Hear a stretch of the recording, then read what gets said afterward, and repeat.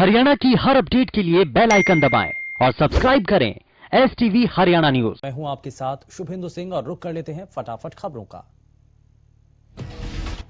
Supreme court ने आज कृषि कानूनों की संवैधानिक वैधता को चुनौती देने वाली याचिका पर सुनवाई की। भारत के मुख्य न्यायाधीश SS बोबड़े की अध्यक्षता वाली पीठ ने कहा कि वो अभी कानूनों की वैधता तय नहीं करेंगे।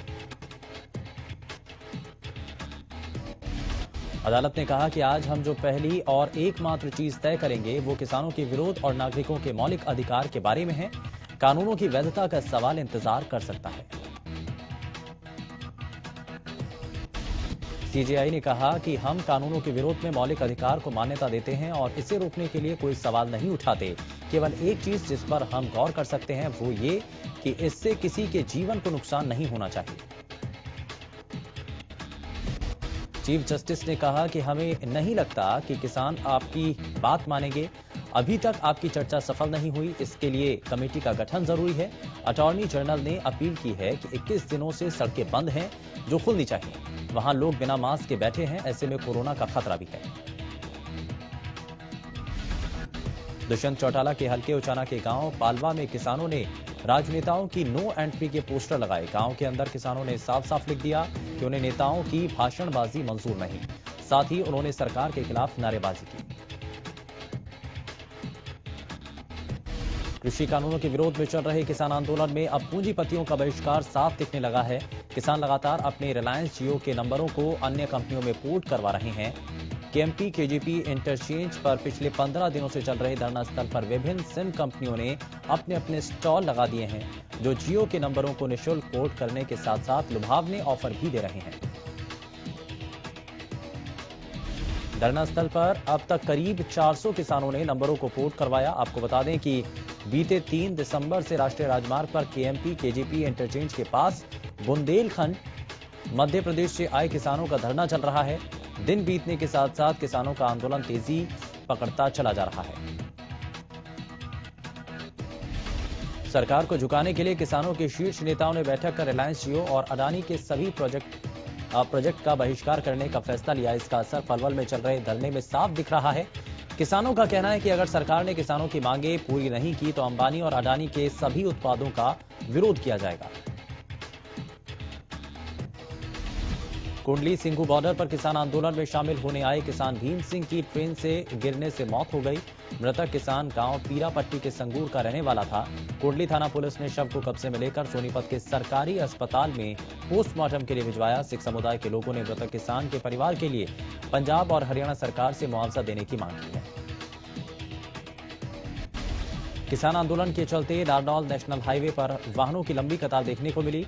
आंदोलन के चलते कई किलोमीटर लंबा जाम लग गया। वाहन चालकों का कहना है कि वो शाम 7 बजे से सुबह नांगल चौधरी से नारनौल पहुंचे। ठंड के बीच दिल्ली बॉर्डर पर किसान लगातार 3 कृषि कानूनों को वापस करवाने की मांग को लेकर 22 दिनों से सरकार के खिलाफ आंदोलन कर रहे हैं। दिल्ली बॉर्डर पर प्रदर्शन कर रहे किसानों को बहुत से संगठनों का समर्थन मिल रहा है। किसानों के समर्थन के लिए पूर्व सैनिक भी आगे आए। आपको बता दें कि दिल्ली बॉर्डर पर आंदोलन कर रहे किसानों को समर्थन देने के लिए आज पूर्व सैनिक वेलफेयर कमेटी का एक डेलीगेशन अंबाला से रवाना हुआ। मीडिया से बातचीत करते हुए पूर्व सैनिक वेलफेयर कमेटी के प्रधान अत्तर सिंह मुल्तानी ने बताया कि दिल्ली बॉर्डर पर प्रदर्शन कर रहे किसानों का हौसला बढ़ाने के लिए उनका एक डेलीगेशन आज दिल्ली कूच कर रहा है। उन्होंने सरकार से किसानों की मांगों को मानकर उनकी समस्या का समाधान करने की अपील की। उन्होंने कहा कि जिस देश का जवान और किसान सड़कों पर आ जाए ये उस देश का दुर्भाग्य होता है और सरकार इस दुर्भाग्य को खत्म करने के लिए किसानों की मांगों को मान ले। किसान आंदोलन में एक किसान की आत्महत्या के बारे में कहते हुए पूर्व सैनिक अत्तार सिंह मुल्तानी ने कहा कि सरकार अगर किसानों की कुर्बानी लेकर मानेगी तो क्या मानेगी। उन्होंने कहा कि कुर्बान होने से पहले ही सरकार को किसानों की मांगों को मान लेना चाहिए।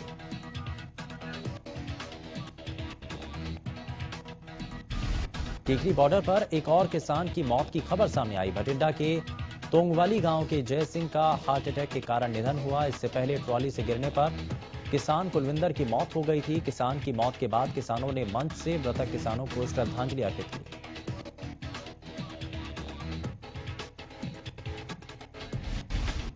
इसी के साथ किसानों ने स्वर्गीय बाबा राम सिंह को भी श्रद्धांजलि देते हुए मौन धारण किया। किसान नेताओं ने कहा कि आत्महत्या से नहीं, संघर्ष से जीत मिलेगी। किसानों का कहना है कि सर्दी कितनी भी बढ़े, किसान अनुशासित संघर्ष से जीतेगा।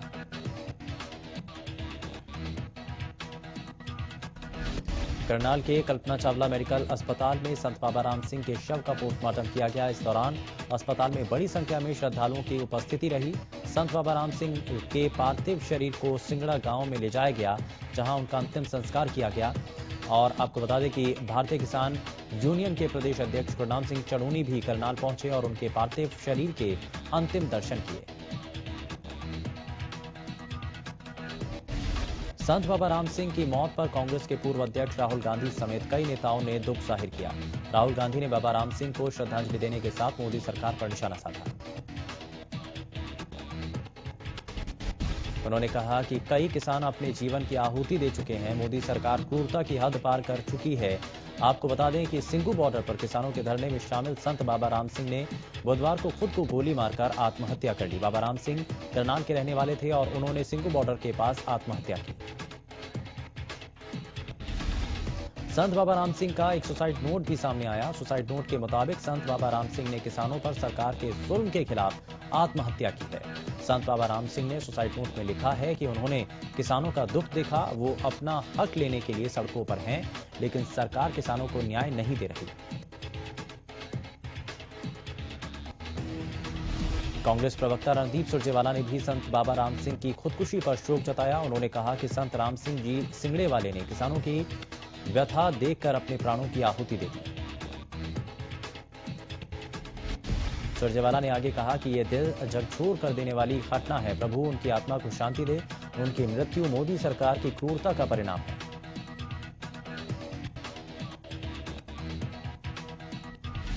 वहीं कांग्रेस प्रदेश अध्यक्ष कुमारी सैलजा ने भी ट्वीट कर लिखा कि संत बाबा राम सिंह की खुदकुशी की खबर से मन व्यथित है। सरकार अपना अड़ियल रवैया छोड़कर तुरंत किसानों की मांगे माननी चाहिए और तीनों काले कानूनों को रद्द करना चाहिए।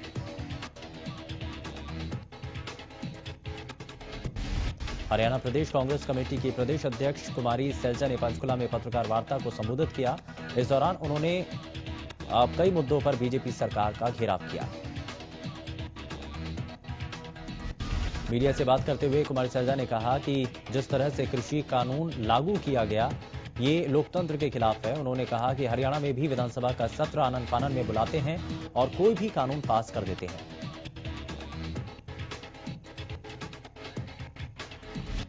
उन्होंने कहा कि हरियाणा विधानसभा के अध्यक्ष को निष्पक्ष होना चाहिए। कुमारी सैलजा ने भाजपा सरकार को बड़े पूंजीपतियों की सरकार बताया है। उन्होंने कहा कि किसान अपनी आवाज उठा रहे हैं, लेकिन ये लोग किसानों की आवाज नहीं सुनते।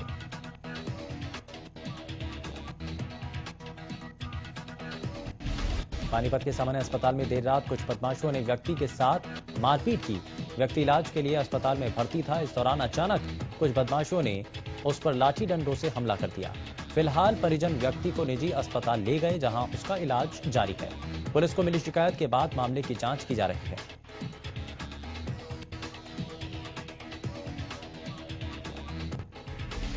फतेहाबाद में कुछ युवकों ने शराब के नशे में एक घर के बाहर जमकर हंगामा मचाया। बगीची मोहल्ले में करीब आधा दर्जन युवक नशे में धुत एक घर के बाहर पेशाब करने लगे। जब घर मालिक ने उन्हें रोका, शराबियों ने परिवार के साथ मारपीट की है।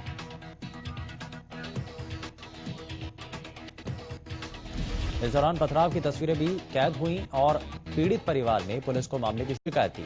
मौके पर पुलिस ने मामला दर्ज कर सीसीटीवी की मदद से युवकों की तलाश शुरू कर दी है।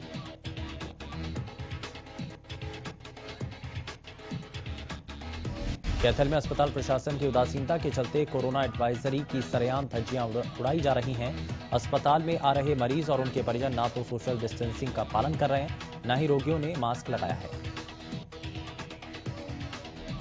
अस्पताल प्रशासन का कहना है कि लोगों को समझाने के लिए कर्मचारियों की ड्यूटी लगाई गई और जो लोग नहीं मान रहे उनके चालान काटे जा रहे हैं। लेकिन अस्पताल के हालात को देखते हुए लगता है कि अस्पताल प्रशासन महज चालान काटकर अपनी जिम्मेदारी पूरी कर रहा है।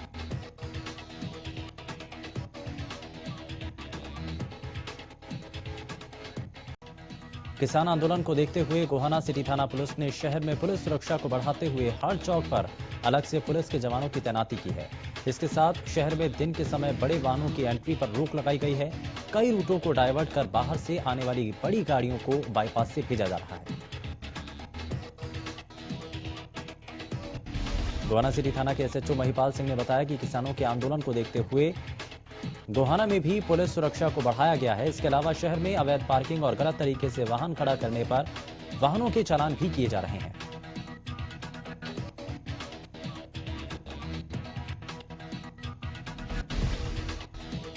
पिछले 24 घंटों में 807 नए मरीजों की कोरोना की पुष्टि हुई है। गुरुग्राम में 230, फरीदाबाद में 180 नए केस आए। वहीं रोहतक में 30, पानीपत में 32 नए मामले सामने आए।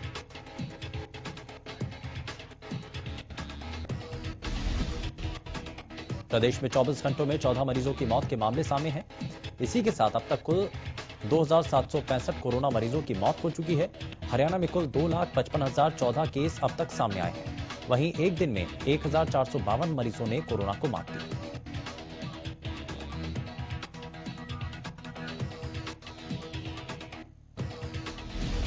टूरिज्म कॉर्पोरेशन के चेयरमैन रणधीर गोलन ने अपनी नाराजगी जाहिर की है। उन्होंने कहा कि टूरिज्म मंत्री कारोपाल गुर्जर उनके फैसले नहीं मानते। टूरिज्म कॉर्पोरेशन के चेयरमैन रणधीर गोलन ने कहा कि यह मामला सीएम मनोहर लाल के संज्ञान में है।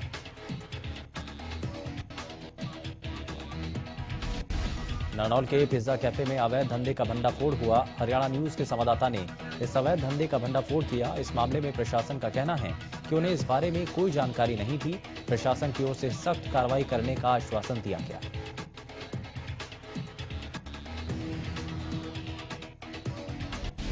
सिरसा में 4 साल पहले हुए गेहूं घोटाले में पकड़े गए खाद्य आपूर्ति विभाग के 4 अधिकारियों को जेल भेजने के बाद मुख्यालय ने उन्हें सस्पेंड कर दिया। फिलहाल मामले की जांच सिरसा पुलिस की एसआईटी टीम कर रही है। ये जानकारी विभाग के खाद्य आपूर्ति विभाग के अधिकारी सुरेंद्र सैनी ने दी। सस्पेंड किए गए लोगों में 2 एएफएसओ, 1 इंस्पेक्टर और 1 स्टोर कीपर है। दरअसल साल 2015-16 में विभाग के कुछ अधिकारियों और कर्मचारियों ने डिपो होल्डर को राशन वितरण के दौरान घोटाले को अंजाम दिया था और इस मामले की जांच 2017 में शुरू हुई थी, जिसके बाद पुलिस ने विभाग के कई अधिकारियों, कर्मचारियों सहित 58 डिपो होल्डर्स के खिलाफ मामला दर्ज किया था। कृषि कानून के मसले पर जारी आंदोलन के बीच बुधवार को मोदी कैबिनेट ने बड़ा फैसला लिया। सरकार ने 60 लाख टन चीनी निर्यात करने का फैसला लिया। इससे होने वाली कमाई, इसकी सब्सिडी को सीधे 5 करोड़ किसानों के खाते में डाला जाएगा। कैबिनेट बैठक के बाद केंद्रीय मंत्री प्रकाश जावड़ेकर, रविशंकर प्रसाद ने प्रेस कॉन्फ्रेंस कर फैसलों की जानकारी दी। केंद्रीय मंत्री ने बताया कि इस साल सरकार ने 60 लाख टन चीनी निर्यात पर सब्सिडी देने का निर्णय किया। किसानों के खाते में सीधे सब्सिडी जाएगी। इसमें 3500 करोड़ रुपए खर्च होंगे। इसके अलावा 18,000 करोड़ रुपए की आय भी किसानों को दी जाएगी।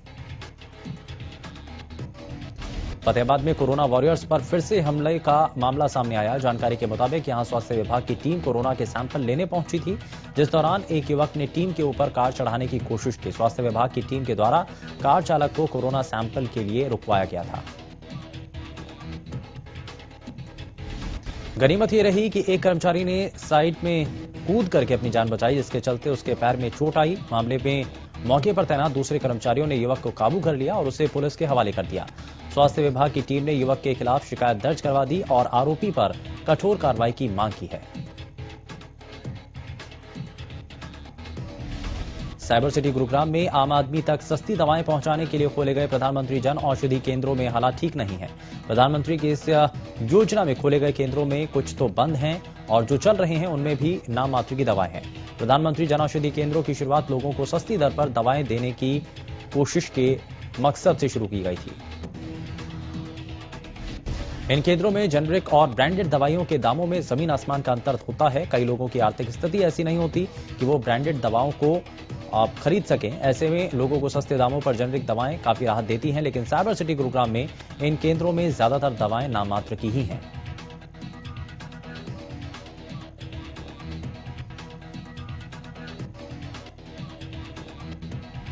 पहाड़ों में बर्फबारी और मैदानी क्षेत्र में बारिश के बाद ठंड बढ़ गई है। पानीपत में कड़कड़ाती ठंड में लोग संजय चौक के साथ साथ जीटी रोड के किनारे अलाव का सहारा लेते दिखाई दिए।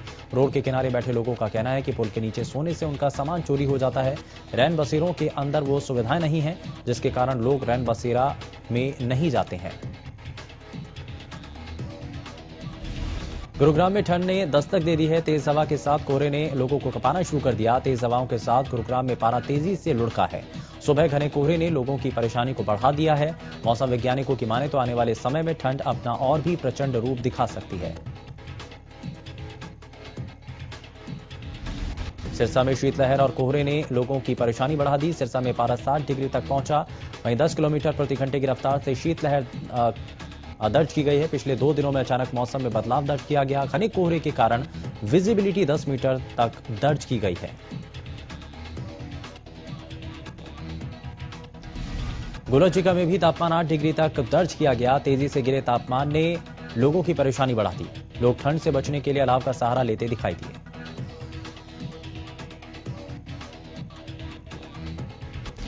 झज्जर में भी ठंड के साथ साथ विजिबिलिटी कम होने पर वाहन चालकों को परेशानी हुई।